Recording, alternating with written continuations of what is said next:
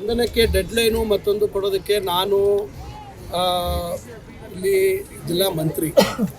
ನಾನೇನಾದರೂ ಬೇರೆ ತನಿಖಾ ಏಜೆನ್ಸಿಯಲ್ಲಿ ನನಗೆ ತರಬೇತಿ ಜಾಸ್ತಿ ಆಗಿದ್ದರೆ ಬಹುಶಃ ನಾನು ಹೇಳ್ಬೋದು. ಇವತ್ತೇನಾಗಿದೆ, ಪೊಲೀಸ್ ಇಲಾಖೆಯವರು ತಮ್ಮಲ್ಲಿರ್ತಕ್ಕಂಥ ಎಲ್ಲ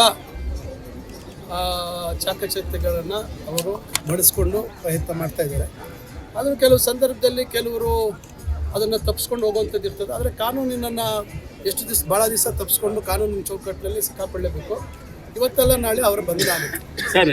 ಮರೆಸ್ಕೊಂಡಿದ್ದಾರೆ. ಅವರ ಜಾಡನ್ನು ಹುಡುಕಿ ಮೊನ್ನೆ ಕೆಲವು ಮಾಹಿತಿಯನ್ನು ಕಲೆ ಹಾಕಿದ ಮೇಲೆ ಅವರು ಮಂಗಳೂರಿನಲ್ಲಿದ್ದಾರೆ ಅಂತಕ್ಕಂಥ ಮಾಹಿತಿ ಬಂತು. ತಕ್ಷಣ ಅವರು ಅಲ್ಲಿಂದ ಕೂಡ ಪರಾರಿಯಾಗಿದ್ದಾರೆ. ಅಲ್ಲಿ ಅವರ ವಾಹನವನ್ನು ರೈಲ್ವೆ ನಿಲ್ದಾಣದಲ್ಲಿ ಬಿಟ್ಟಿರುವಂಥ ಮಾಹಿತಿ, ಅವರ ವಾಹನ ಚಾಲಕರಲ್ಲಿ ಹೋಗಿ ನಿಲ್ಲಿಸಿ ಅಲ್ಲಿಂದ ಅವರು ನಿರ್ಗಮಿಸಿರುವಂಥದ್ದು CCTV ಮುಖಾಂತರ ಲಭ್ಯ ಆಗಿದೆ. ಮತ್ತು ನಂತರ ಅಲ್ಲಿ ಕೂಡ ಅವರು ಎಲ್ಲಿ ವಾಸ ಇದ್ದರು, ಎಲ್ಲಿ ಯಾರ ಜೊತೆ ಇದ್ರು ಅಂತಕ್ಕಂಥದ್ದು ಕೂಡ ಮಾಹಿತಿಯನ್ನು ಕಲೆ ಹಾಕ್ತಾ ಇದ್ದಾರೆ. ಒಟ್ಟಾರೆಯಾಗಿ ಅವರು ಪೊಲೀಸ್ ಇಲಾಖೆಯವರ ನಿರಂತರ ಪ್ರಯತ್ನದ ನಡುವೆ ಕೂಡ ಅವರು ಸಿಗ್ತಾ ಇಲ್ಲ. ಆದರೆ ಇದನ್ನು ಭಾಳ ಗಂಭೀರವಾಗಿ ತೆಗೆದುಕೊಂಡಿದ್ದೀವಿ. ನ್ಯಾಯಾಲಯ ಕೂಡ ಅವರ ಬೇಲ್ ಅರ್ಜಿಯನ್ನು ತಿರಸ್ಕಾರ ಮಾಡಿದೆ. ಅದರಿಂದ ಈ ವಿಚಾರದಲ್ಲಿ ಯಾವುದೇ ರಾಜಿ ಇಲ್ಲ. ಅದಕ್ಕೆ ನಾನು ಈ ಒಂದು ವೇದಿಕೆಯಲ್ಲೇ ಭಾಳ ಸ್ಪಷ್ಟವಾಗಿ ನಾನು ಜಿಲ್ಲಾ ಮಟ್ಟದ ಅಧಿಕಾರಿಗಳೆಲ್ಲರಿಗೂ ಧೈರ್ಯ ತುಂಬತಕ್ಕಂಥದ್ದು ಮತ್ತು ನಿಮ್ಮ ಜೊತೆ ನಾವಿದ್ದೀವಿ, ಕಾನೂನಿನ ಪಾಲನೆ, ಕಾನೂನು ಚೌಕಟ್ಟಿನಲ್ಲಿ ಕೆಲಸ ಮಾಡಿದಂಥ ಸಂದರ್ಭದಲ್ಲಿ ನಿಮ್ಮ ಒಟ್ಟಿಗೆ ಇದ್ದೀವಿ ಅಂತಕ್ಕಂಥ ಸ್ಪಷ್ಟವಾದಂಥ ಸಂದೇಶವನ್ನು ಕೊಟ್ಟಿದ್ದೇನೆ.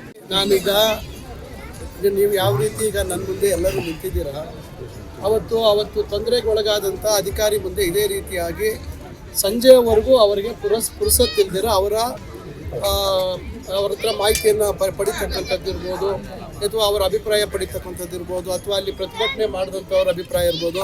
ಈ ರೀತಿ ಸಮಯ ಕಳೆದು ಏನಾಯಿತು, ಸಂಜೆಯವರೆಗೂ FIR ದಾಖಲಾಗಿದೆ. ಅಂದರೆ ಅವರು ದೂರು ಕೊಡಲಿಲ್ಲ. FIR ಕೊಟ್ಟಿದ ತಕ್ಷಣ ದಾಖಲು ಮಾಡಿದ್ವಿ. ಆದರೆ ಅವರು ದೂರು ಕೊಡುವಂಥದ್ದು ಭಾಳ ವಿಳಂಬ ಆಯಿತು.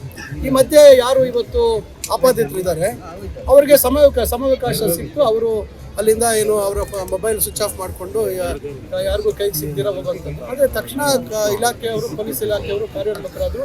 ಆದರೆ ಇದುವರೆಗೂ ಅವರು ಲಭ್ಯ ಆಗಿಲ್ಲ. ಆದರೆ ಎಲ್ಲೋ ನಮ್ಮ ಕಡೆಯಿಂದ ಏನೋ ನಿರ್ಲಕ್ಷ್ಯ ತಲುಪೋದಾಗಿಲ್ಲ. ಈ ಕೆಲವು ಕಾರಣಾಂತರಗಳಿಂದ ಅವರು ದೂರು ತಕ್ಷಣ ಕೊಟ್ಟಿದ್ರೆ ಬಹುಶಃ ಇದ್ರ ಮೇಲೆ ತಕ್ಷಣ ಅವ್ರನ್ನ ಬಂಧಿಸುವಂಥ ಕೆಲಸ ಆಗ್ತಿತ್ತೇನೋ ಅಂತಕ್ಕಂಥದ್ದು. ಆದರೆ ಪ್ರಯತ್ನ ನಿರಂತರವಾಗಿ ಸಾಗಿದೆ.